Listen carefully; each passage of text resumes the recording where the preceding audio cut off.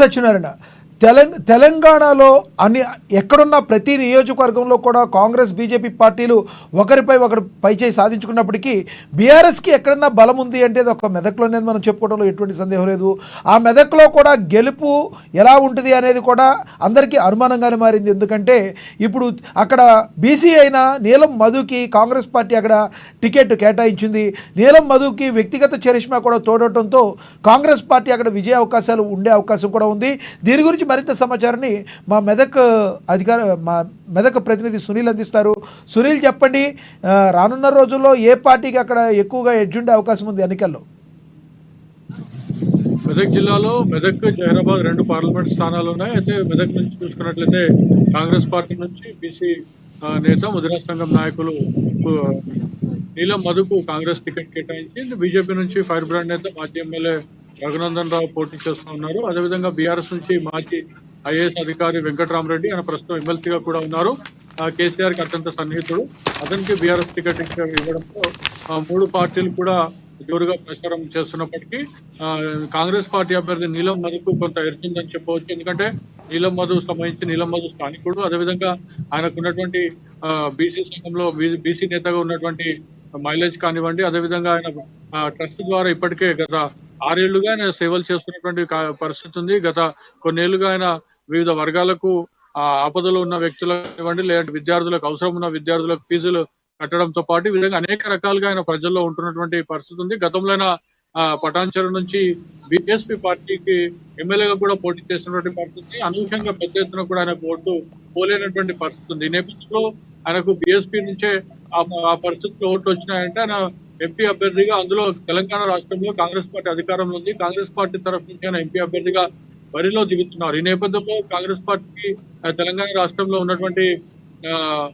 Feedback కానివ్వండి, ప్రజల్లో ఉన్నటువంటి ఆదరణ కానివ్వండి, ఇలాంటి ఇప్పటికే తెలంగాణ రాష్ట్రంలో సీఎం రేవంత్ రెడ్డి ఆధ్వర్యంలో అమలవుతున్న సంక్షేమ పథకాలు, అదేవిధంగా కాంగ్రెస్ పార్టీ ఇచ్చినటువంటి గ్యారంటీ పథకాలు కూడా అన్ని అమలున్న నేపథ్యంలో కాంగ్రెస్ పార్టీ వైపే మరోసారి ప్రజలు ఎంపీ ఎన్నికల్లో మొగ్గు చూపుతారనేది కూడా ఇప్పటికే రాజకీయ విశ్లేషకులు అభిప్రాయపడుతున్నటువంటి పరిస్థితి. ప్రత్యర్థి పార్టీలు కూడా అవే భావిస్తున్నప్పటికీ కూడా పోటీ చేయాలి కాబట్టి పార్టీలో ఖచ్చితంగా అభ్యర్థిని నిలబెట్టి పోటీలో ఉంచాలనే కేవలం ఒకే ఒక కారణం చేత ప్రత్యర్థి పార్టీలు పోటీలో దిగాయి తప్ప మెదక్ పార్లమెంట్ స్థానం అయితే కాంగ్రెస్ పార్టీ కైవసం చేసుకోబోతుంది అనడంలో ఎలాంటి సందేహం లేదని చెప్పవచ్చు. ఇప్పటికే కాటా శ్రీనివాస్ గౌడ్, ఎవరైతే పటాన్చెరు నియోజకవర్గంలో కీలకంగా ఉన్నటువంటి కాటా శ్రీనివాస్ గౌడ్, అదేవిధంగా నీలం మధు మధ్య కూడా సయోధ్య కుదిరింది. ఇప్పటికే వారిద్దరు కూడా కలిసి పనిచేస్తున్నటువంటి పరిస్థితి ఉంది. అనేక సమావేశాలు కూడా నిర్వహిస్తున్నటువంటి పరిస్థితి ఉంది. ఈ నెల 15వ తేదీన సంగారెడ్డిలో పెద్ద ఎత్తున కూడా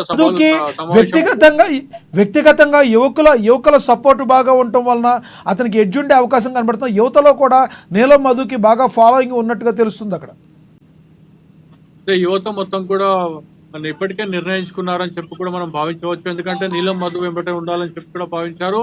మనం ప్రతిరోజు చూస్తూ ఉన్నాం నీలం మధు వెంబటి కొన్ని వేల సంఖ్యలో యువకులంతా కూడా ఆయన ప్రచార కార్యక్రమాల్లో పాల్గొంటున్నటువంటి పరిస్థితి. కొన్ని నియోజకవర్గాల్లో స్వచ్ఛందంగా యువకులు ఆయనకున్నటువంటి చరిష్మా కారణంగా, అదేవిధంగా యువతలో ఉన్న ఫాలోయింగ్ కారణంగా ఇప్పటికే కొన్ని నియోజకవర్గాలకు చేరుకుంటే స్వచ్ఛందంగా ప్రచారం నిర్వహిస్తున్నటువంటి పరిస్థితి ఉంది. నీలం మధుని ఈసారి ఖచ్చితంగా పార్లమెంట్ కు పంపించాలని చెప్పి కూడా యువత ఇప్పటికే గ్రామాల్లో చేరుకొని వాళ్ళంతా కూడా సోషల్ మీడియాలో కానివ్వండి, ప్రత్యక్షంగా కానివ్వండి ఎన్నికల ప్రచారం నిర్వహిస్తున్నారంటేనే మనం భావించవచ్చు నీలం మధుకు సంబంధించి.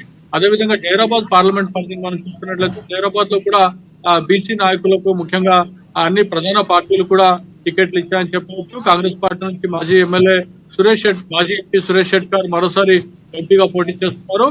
బీఆర్ఎస్ నుంచి గాలి అనిల్ కుమార్, ఈయన కూడా బీసీ సామాజిక వర్గం నుంచి ఈయన కూడా బీఆర్ఎస్ టికెట్ ఇచ్చింది. అదేవిధంగా బీజేపీ నుంచి ప్రస్తుతం టీఆర్ఎస్ నుంచి సిట్టింగ్ ఎంపీగా ఉన్నటువంటి బీబీ పాటిల్ ఆయన బీఆర్ఎస్ బీజేపీలో చేరి టికెట్ తెచ్చుకున్నారు.